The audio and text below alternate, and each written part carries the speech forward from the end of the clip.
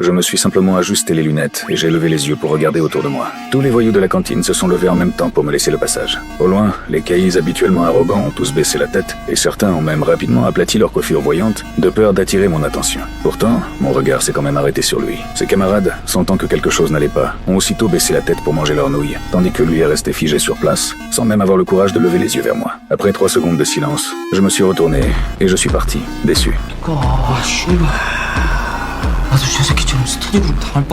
En réalité, dès mon premier jour d'école, j'avais mis le chef des premières années au tapis en un seul coup. Mais il y a toujours des gens qui ne croient pas aux rumeurs. Après avoir entendu parler de cette histoire, le 3e voyou le plus redouté des premières années est venu directement me chercher. 네가 용감인이냐? 소문 듣고 왔다. Dès qu'il est entré, il a commencé à me provoquer. Mais au lieu de me mettre en colère, je me suis mis à sourire. Parce que je pensais qu'il était venu rejoindre mon club de lecture. 반가워. 잠깐만. 여기 있습니다. Alors qu'il s'apprêtait à passer à l'action, j'étais assis sur ma chaise à fouiller partout, tout en marmonnant sans arrêt.